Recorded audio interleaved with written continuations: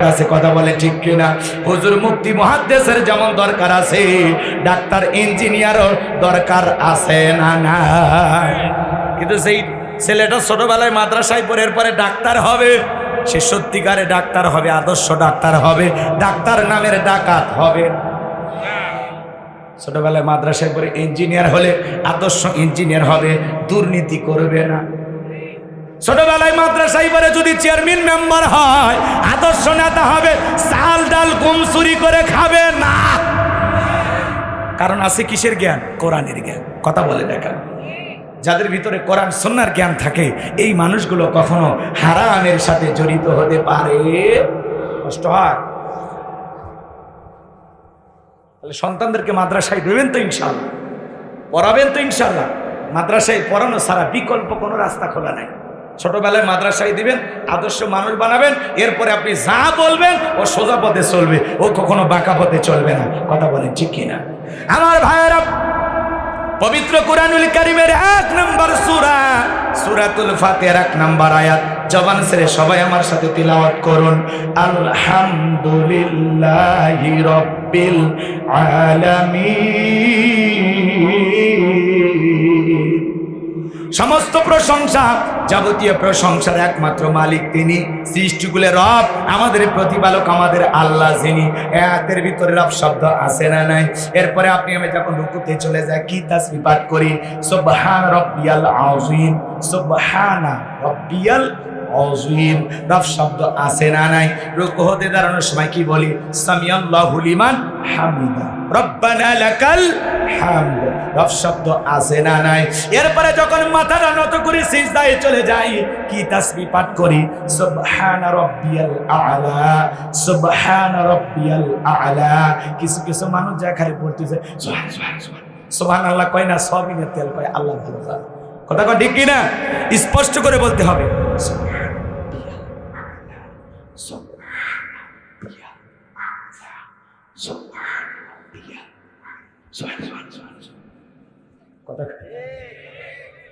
এরপরে নামাজ শেষ হওয়ার পরে, সালাম ফিরানোর পরে আমরা যখন আল্লাহ তাআলার কাছে হাত পেতে দোয়া করি, কি বলি? রব্বানা আতিনা ফিদ দুনিয়া হাসানাতাও ওয়া ফিল আখিরাতি হাসানাতাও ওয়া কিনা আযাবান নার। সূরা বাকারার 201 নম্বর আয়াত। আল্লাহর কাছে ডেকে বলি, হে আমাদের রব, আমাদেরকে দুনিয়ার কল্যাণ দান করো, আখিরাতের কল্যাণ দান করো, ওই কঠিন জাহান্নামের আগুন থেকে আমাদের মুক্তি দাও। ইহকাল পরকালের কল্যাণ দেওয়ার মালিক কে? জাহান্নামের আগুন থেকে বাঁচানোর মালিক কে? ভালো করে বোঝার চেষ্টা করবেন। পবিত্র কুরআনুল কারীমের সর্বশেষ যেই সূরা, সূরাটির নাম হলো নাস, তার 1 নম্বর আয়াত, কুল আউযু বিরাব্বিন নাস। আয়াতের ভিতরে রব শব্দ আছে না নাই? জীবনের পরতে পরতে সব জায়গায় রব। আপনি আমি যেদিন মারা যাব, ওই মসজিদের মাইকে যেদিন এলান জারি হবে, এই গ্রামের অমুক ব্যক্তি বেঁচে নাই, ইন্না লিল্লাহি ওয়া ইন্না ইলাইহি রাজিউন।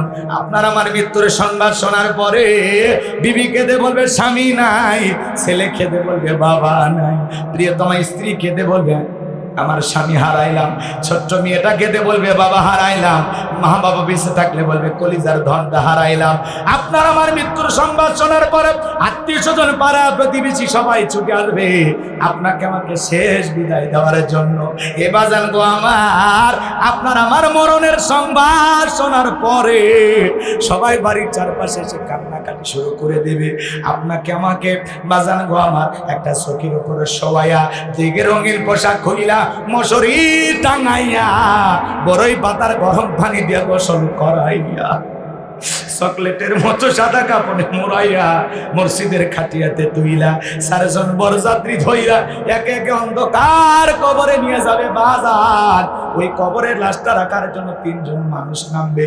আপনি আমি ভেবে নেব এই 3 জন বুঝি আমার সাথী হবে, কিন্তু না না, একে একে সবাই কবর থেকে উঠে আসবে। কবর থেকে উঠে আসার পরে কবরে যখন বাঁশের বিছানা বিছায়া দেবে বাজার, ওই বাঁশের ছিদ্র দিয়া হালকা করে একটু আলো কবরে প্রবেশ করে। এরপরে যখন মাটি চাপা দিয়া দেবে, কবরটা হয়ে যাবে ঘর অন্ধকার।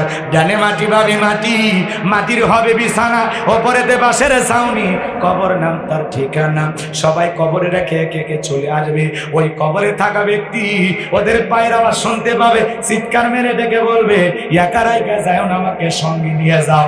কবরে থাকা ব্যক্তির চিৎকার দুনিয়ার কেউ শুনতে পাবে না। ওই কবর বড় কঠিন জায়গা বাজার। বিশ্বনবী মুহাম্মদ রাসূলুল্লাহ সাল্লাল্লাহু আলাইহি সাল্লাম বলেছেন, ক্বালা ক্বালা রাসূলুল্লাহ সাল্লাল্লাহু আলাইহি সাল্লাম, ক্বালা রাসূলুল্লাহ সাল্লাল্লাহু আলাইহি ওয়াসাল্লাম, ইন্নামাল কুবরু রাউযাতুম মিন রিয়াদিল জান্নাহ আও হুফরাতুম মিন হুফারিন নার, রাওয়াহু তিরমিজি। বিশ্বনবী ডেকে বলেন, যে ব্যক্তির আমল ভালো, মৃত্যুর সঙ্গে সঙ্গে আল্লাহ রাব্বুল আলামিন তার কবরটাকে জান্নাতের বাগান বানায়া দেবে। আর যে ব্যক্তির আমল খারাপ, আও হুফরাতুম মিন হুফারিন নার, তার কবরটা হবে জাহান্নামের আগুনের গর্ত। একবার যদি কারো কবর জাহান্নামের আগুনের গর্ত হয়ে যায়, তার কিন্তু বাঁচার কোনো উপায় নাই। নবীর সাহাবী হযরত ওসমান রাদিয়াল্লাহু তাআলা আনহু, জান্নাতের সার্টিফিকেট প্রাপ্ত সাহাবী, এরপরে কবর থেকে অঝরে চোখের পানি ছেড়ে দিয়ে কান্না করেন। সাহাবায়ে ইকরাম জিজ্ঞাসা করেন, ভাই ওসমান, আপনি কবর দেখে কেন কান্না করেন, কি হয়েছে আপনার? হযরত ওসমান ডেকে বলেন, প্রত্যেকটা মানুষের জন্য কবর হলো প্রথম ঘাঁটি, প্রথম স্টেশন, প্রথম মঞ্জিল। এই কবরের ভিতরে 3টি প্রশ্ন করা হবে। যে সঠিক উত্তর দিতে পারবে তার মিজান ফুলসিরাতে কোনো টেনশন নাই। যে উত্তর দিতে পারবে না, তার আর বাঁচার কোনো উপায় না। ওই কবরের ভিতরে আপনাকে আমাকে প্রশ্ন করা হবে, মার রব্বুকা, তোমার রব কে?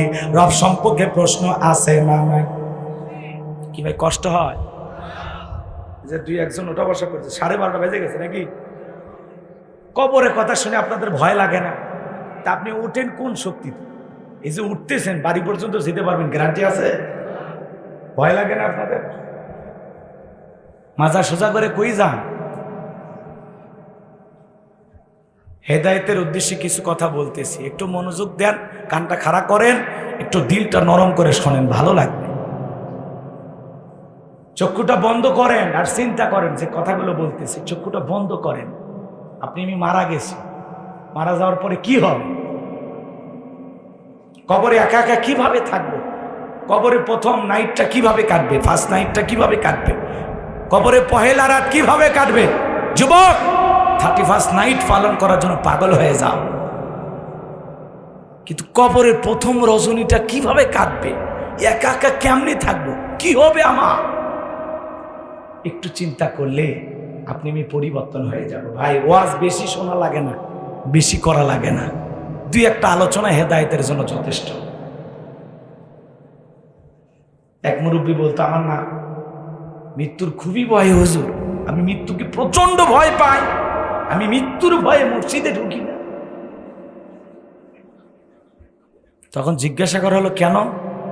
হুজুর, আমার মৃত্যুর এত ভয়, মসজিদে ঢোকার সাথে সাথে ওই যে মৃত্যুর খাটিয়া যেটাতে লাশ বহন করে, ওই খাটিয়া দেখে হুজুর আমার এত ভয় লাগে, আমি এই ভয়ে মসজিদে যাই না। তা আপনাদের অবস্থা তাই হয়ে গেছে। কবরের ওয়াজ উনি মাজা সোজা করে যাচ্ছে, তাহলে কবরে ভয় থাকলে যাইতো? কথা কয় না? আমার এলাকার এক মুরব্বী এক জানাজায় গেছি, কয় হুজুর 71টা কবর খুঁড়ছি, 71টা, দোয়া করেন আরো যেন কবর খুঁড়তে পারি। ভালো, মৃত ব্যক্তির দাফন কাজে সহযোগিতা করা, কবর খনন করা, এ তো ভালো, সওয়াবের কাজ, খুবই ভালো। আর একজন এসে বলতেছে, হুজুর 71 খুঁড়লে কি হবে? ঘটনা তো জানি না। কি? যার কবর খুঁড়তে যায় তার ছেলের কাছ থেকে সিগারেট চায়। তোর বাবার কবর এত কষ্ট করে কি শক্ত মাটি কোবাইতে জানা হাবিয়ে গেল, 2-4 প্যাকেট সিগারেট দিলি না? তাহলে এ যদি 71 কেন, 71 লক্ষও কবর করে। কবরের যে কি ভয়, কবর যে কি জায়গা, এ কি বুঝেছে?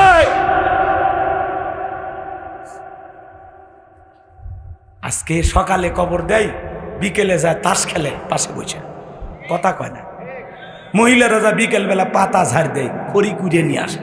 আর আগে নতুন কবর হলে লাইট জ্বালায় রাখতো, 4-5 দিন মানুষ ওই দিক দিয়ে চাইতে ভয় পাইতো, কথা কর। এখন মানুষের ভয় উঠে যাচ্ছে। ডাইলগ দেয়, কিসের ভয়? মরে গেলে আমার কবরে আমি যাবো, যা ইচ্ছে তাই হবে। আরে ভাই, কথায় আছে যার মাথা তার ব্যথা।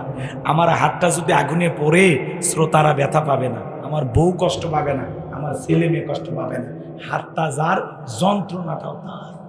তো আল্লাহ না করুক, আল্লাহ না করুক, আপনার খবর চাই যদি জাহান্নামের আগুন জ্বলে, গ্রামবাসী কষ্ট পাবে না, বাংলাদেশের মানুষ কষ্ট পাবে না, আপনার ঘরের বিবি ছেলে মেয়ে কষ্ট পাবে না। কবর যার, আগুনের তীব্র যন্ত্রণাটা সহ্য করতে হবে তা। আপনি কোন সাহসে বলেন যে মরার পরে যা হয় হবে? ভয় লাগে না? মৃত্যুর ভয় নাই? কি কষ্ট হয়? আর যদি বলেন না হুজুর এগুলো আজ বাদ দেন, সামনের দিকে যান। আমার ভাইয়েরা হৃদয়ের কান পেতে কথাগুলো শুনে যান। ওই কবরের ভিতরে আপনাকে আমাকে প্রশ্ন করা হবে, মার রব্বুকা, তোমার রবকে? দুনিয়ার জমিনে রবের গোলামি করেছে যারা, এক আল্লাহর ইবাদত করেছে যারা, খাঁটি মুমিন মুত্তাকি হইয়া আল্লাহ তাআলার বিধান মোতাবেক, রাসূলের রেখে যাওয়া সুন্নাহ মোতাবেক যারা চলবে,